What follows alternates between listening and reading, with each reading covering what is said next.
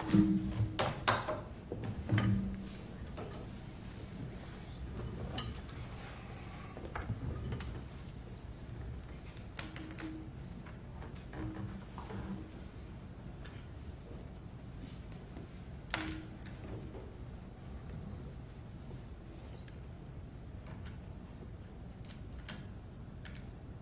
always try to plug that in the wrong way every single time.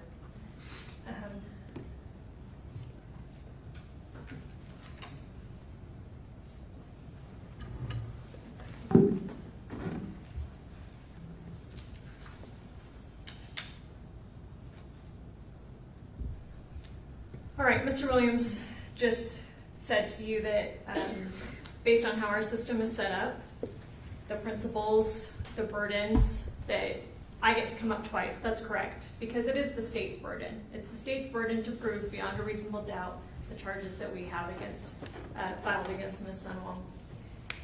I and the state embrace that burden. I invite you to test the evidence, review it. That's your job as a jury. That's a burden that we embrace. Let's talk about that burden. Instruction number 24. Beyond a reasonable doubt. The prosecution has the burden of proving the defendant guilty beyond a reasonable doubt. Proof beyond a reasonable doubt is proof that leaves you firmly convinced of the defendant's guilt. There are very few things in this world that we know with absolute certainty, and in criminal cases, the law does not require proof that overcomes every possible doubt. If the evidence leaves you firmly convinced that the defendant is guilty of the crime charged, you must find the defendant guilty. On the other hand, if there's a real possibility that the defendant is not guilty, you must give the defendant the benefit of the doubt and return a verdict of not guilty. That is the burden. That is the state's burden. I embrace it. But let's think about that. Not every possible doubt, not beyond all doubt. Not every single doubt has to be covered. You can have things about what happened in that room, in that basement on August 12th that you might have doubts about. But the doubt has to be reasonable. And as long as you are firmly convinced, then your direction is clear. If you are firmly convinced, you convict. Mr. Williams is trying to make this seem that any case, any possible case, to prove it, for you to be firmly convinced, there has to be forensics, there has to be DNA, there has to be all of this scientific stuff.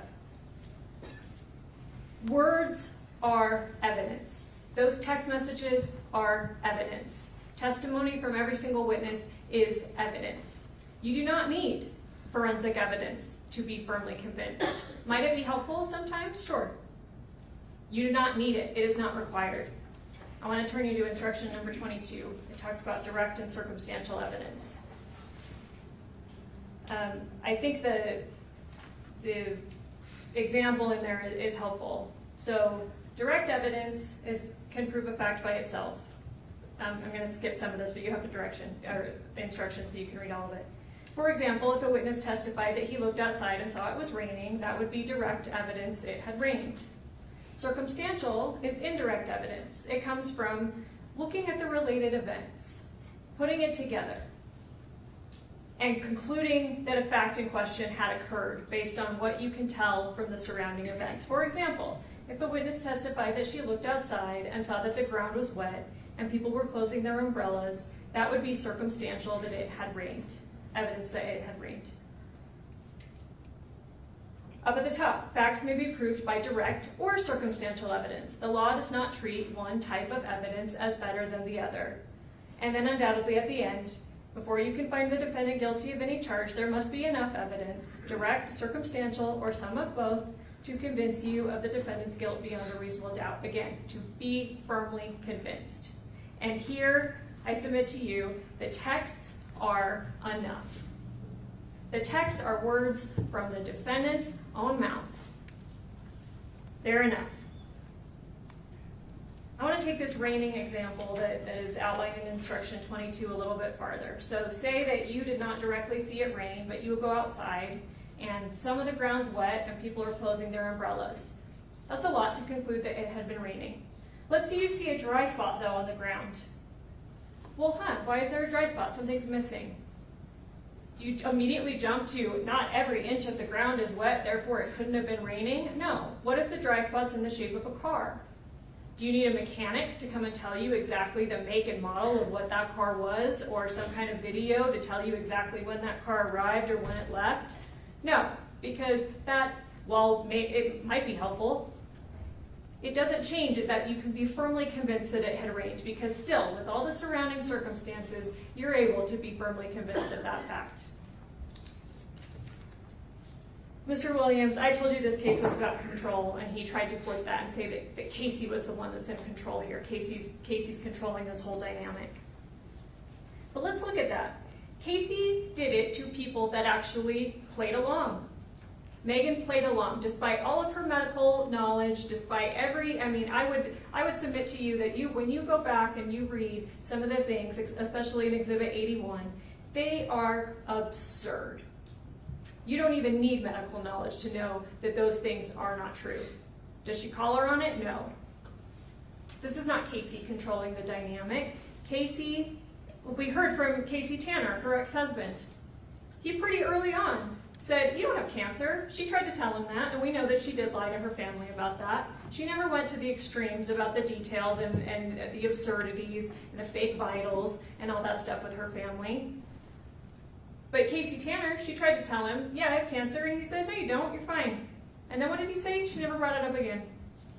This is not Casey just having to manipulate every single person. She is doing splitting. She is lying. She is, but she's using where the resources are coming from. And with Meggan plays along this whole time, that the resource is not dried up yet, so Casey keeps doing it. And I would argue that some of the text gets so extreme, some of the information gets so absurd, that she may have been wanting to be called out. There's even some evidence of that. In Exhibit 81, you'll see she's pretending to be these fake hospice nurses, and she says, and maybe I brought this up in my first closing, but look at it again, because she does this a couple times. She's pretending to be Kelly or Becky or Lauren or any number of them. These texting a nurse from the patient's own phone, HIPAA-protected information, all things that Meggan as a nurse would know, vitals that are absurd, incompatible with life, don't even make sense. And she even says, I've never seen anything so low. The doctor himself is even confused. I'd submit to you that she might be a cry for help even. She's gone so extreme that she's begging Meggan to call her out at this point. Why is Meggan still going along with this? Dr. Hancock himself even talks about cries for help. Sometimes people, he used the example of slitting your wrists. If you do it this way, it's a cry for help. If you do it this way, it's more consistent with you're actually trying to die. You review the text messages. Casey, when things get so absurd that they're patently unbelievable to anybody, not even somebody medically trained, it's a cry for help. And Meggan doesn't give her it. Meggan doesn't call her on it. Meggan continues to play along. She continues to be the source of attention and affection. Mr. Williams wants this case to be, for you to be beyond a reasonable doubt, for you to be firmly convinced. You need all these fingerprints, you need all this DNA. But we know for sure that sometimes that's not available. Like I said with the DNA, with the insulin vial, we know for sure at least 2 different people handled it. And there was no prints, there's no DNA on it. Sometimes the science, for whatever reason, it's not deposited there. Or might it be that a nurse is wearing gloves? I asked Dr. DeSalvo, when you take blood, when you test people's blood, do you wear gloves? Do your nurses wear gloves? She said, yeah, you're dealing with bodily fluids. You're dealing with potential infection. Yes, I would expect nurses to wear gloves. We know definitively that Meggan is the only one in the basement after a certain point had to have been the one testing Casey's sugars past a certain point. Is she wearing gloves? Is the lack of DNA maybe indicative of that? Lack of fingerprints indicative of that? If you need forensics to prove beyond a reasonable doubt anyone wearing gloves just gets away with it, anything, there's no case? No, because there's also other forms of evidence. And those text messages, I would submit to you, and it will ultimately be your determination. Those are more valuable than anything DNA can tell us in this case. So again, let's step back, let's put the pieces together, and let's look at the picture. Because Mr. Williams actually brought up something the theory, one of the state's theories, seems to align with actually. We heard from Dr. Hancock. So what do we know? Casey died from an exogenous insulin overdose. Mr. Williams said, Meggan didn't do anything. She says, I'm not Paul, I didn't do anything. And if Meggan didn't do anything, then yes, the answer is acquittal. But if Casey is not suicidal, which you'll find the evidence does not truly support, she's making plans for life, she's buying food, she's doing all of these things, she's getting knee replacement 2 weeks before, she's doing physical therapy, she's trading pills even the night before. Why is she doing that if she's planning on dying the next day? How did that insulin get into her body? The evidence gives you a logical answer, and you do not need to agree. Again, you don't need to be unanimous as a jury on every mechanical step that happened. You only need to be unanimous that the defendant caused the death. And again, I would refer you to that jury instruction on the definition of causation, because that can happen in a number of different ways. But let me give you a theory that I submit to you is consistent with all the evidence. And it's not quasi-suicidal, like Mr. Williams suggested, where people may not intend death, but they're actually using items that could bring them danger. But Dr. Hancock also explained parasuicidal, where they want it to look like it. They want it to look like they're maybe attempting suicide, but they do not intend to die, and they're not going to introduce actually anything dangerous. I submit to you that that's exactly what happened here. Let's look at State's Exhibit 17. So by 4 p.m., you'll see in the text messages between Meggan and Casey that by around 4 on August 11th, it's clear. Casey's tried to evade, Casey's tried to delay. Meggan says, my dad can watch Porter, I can come over tomorrow. So it's clear that to Casey that the defendant's coming over the next morning. And she knows that the defendant's intent, the whole point of the defendant coming over there, is so that Casey can end up dead. So what does Casey do? 9:48 p.m., Exhibit 17, August 11th, Casey searches, is it okay to give yourself a shot with saline solution? If she is planning on dying the next day, why is she Googling if it's safe to give herself saline? Mr. Williams, let's think about that. Someone planning to inject insulin does not search whether it's safe to inject saline. Mr. Williams tried to suggest that, well, maybe she's diluting the insulin with saline. Why? Insulin is a clear liquid, saline is a clear liquid. And what did we hear from Mark? Casey is familiar with diabetes.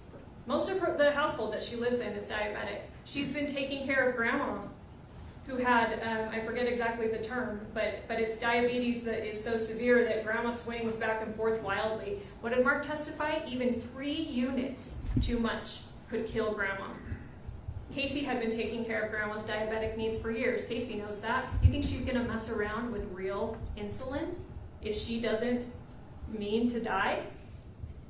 Absolutely not. That is not reasonable. That is not a reasonable doubt. Instead, right here, Exhibit 17, is it okay to inject with saline? And then, like I pointed out, all of those other texts that you'll find in Exhibit 136, Casey says, I'm getting everything ready. I need to start drawing up the bottles. I spent most of the night drawing up the insulin. Defendant, who is wise to Casey's lies, doesn't let Casey know that. Casey believes, oh, I'm still getting her for some reason. I'm telling her the most insane stuff she's probably ever heard, and for some reason she's still believing me. The defendant says, you don't have to draw it all up yourself. I would help you. But later, Casey says, and again, you'll find this in Exhibit 136, Casey says, I have everything ready. The evidence shows that Casey is still performing, but she's not doing quasi-suicidal. She's not going to mess around with real insulin. Again, even units too much could kill grandma. Why would she put real insulin in those syringes when she's asking, is it okay to use saline? She fills up those syringes with saline. She's still performing.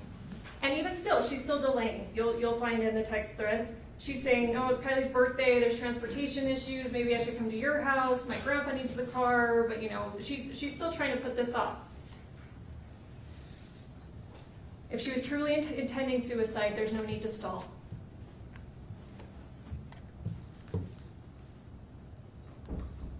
But if she were staging something consistent with parasuicidal behavior, consistent with what we know about Casey, she stages things.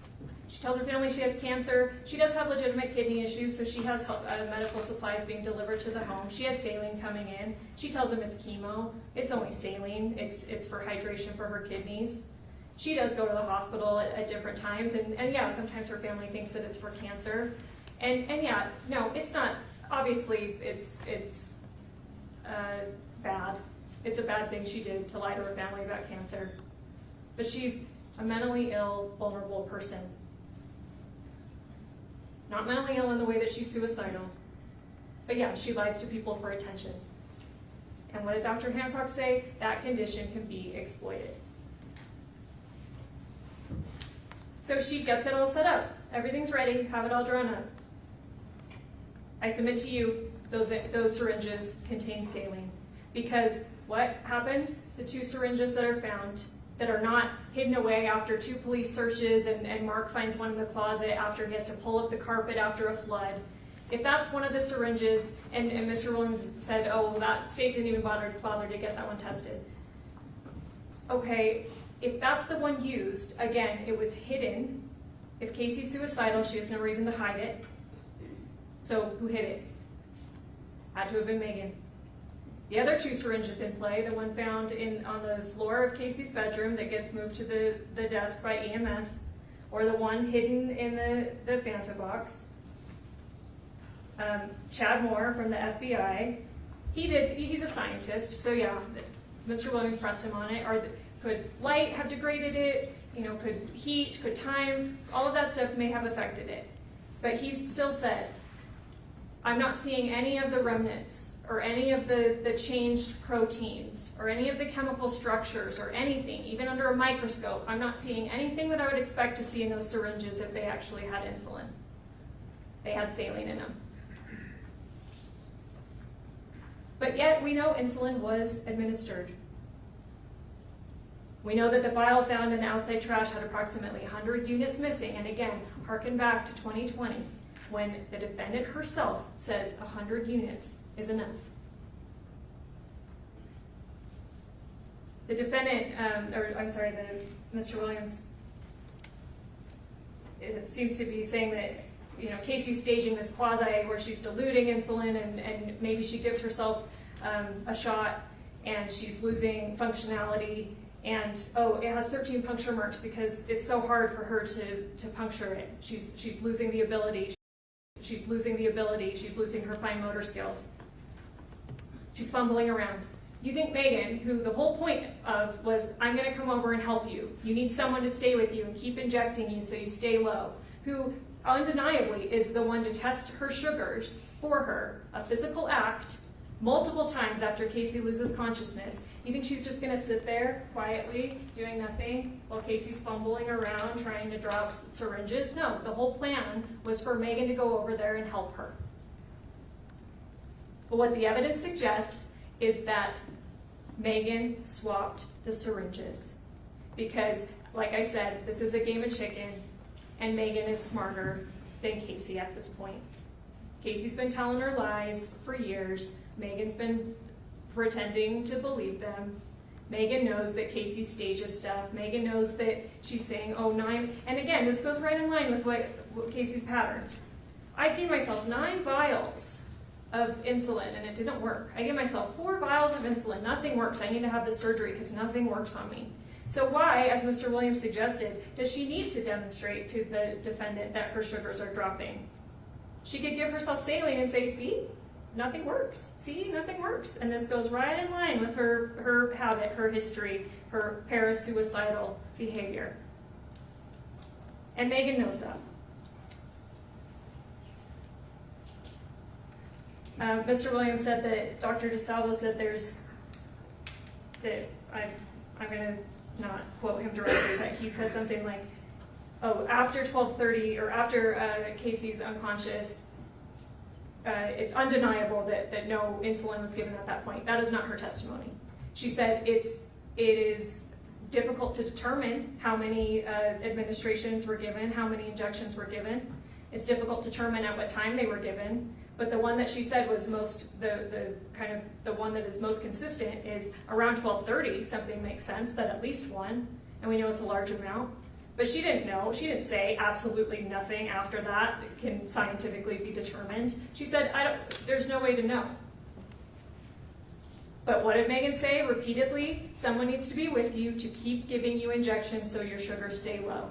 And she's testing her sugars that whole time. And there's 13 puncture marks in that vial. So what the evidence supports. The evidence is consistent with Casey filling those syringes with saline, attempting to stage another crisis, still hoping to delay, still performing, perhaps still hoping that once the defendant actually got there and they're actually at the moment where, hey, I'm going to inject myself with what you believe is insulin, Meggan, maybe you'll stop me. Maybe Meggan actually cares about me. Maybe that's what's going through Casey's mind at that time. But again, this game of chicken, Meggan's smarter than Casey. So she swapped syringes. Insulin all over the house, syringes all over the house.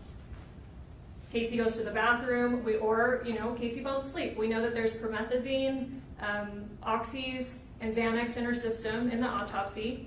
Maybe she takes all of those substances, again, that are not enough to cause her death and would not interact with insulin.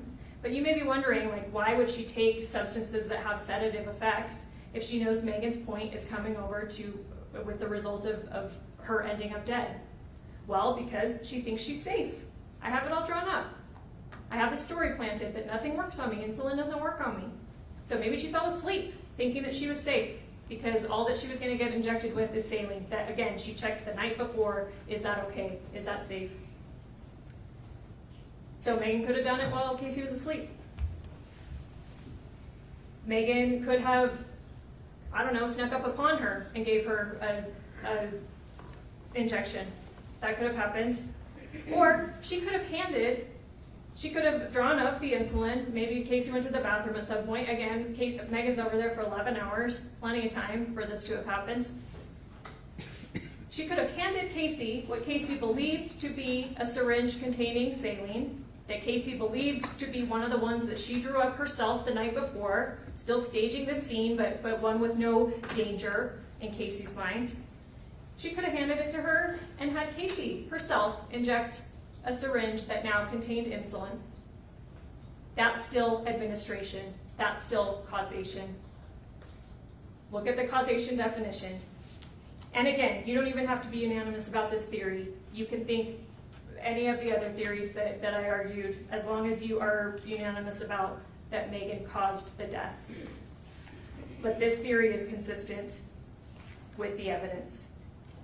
And then after insulin was given, it still matters what happened next. The defendant affirmatively monitored Casey's blood sugar for hours after she was unconscious. She watched the numbers fall. She continued even after the monitor read too low. Casey's brain and organs were dying. Mark described her thrashing and gasping by 9 p.m. The defendant saw all of it. And still, she took these affirmative steps to block rescue. She discouraged calling 911, invoked this fake DNR, false claims of medical authority to multiple people. She left before EMS arrived. Again, just to drive down the street because she was so concerned. She needed to see if Casey was taken out. So she watched, but she didn't come up to them outside and say, hey, here's any information that can help you save Casey. Bottom line, Casey here is not on trial. We know she talked about suicide for attention. We know she was flawed. But people who are dramatic, dishonest, or struggling are still protected by the law from being killed. You don't have to have liked Casey. You don't have to have wanted to be her friend. But the law still protects her from being killed. The question is what the defendant did and what the defendant intended. And again, this was not compassion. This was not aiding.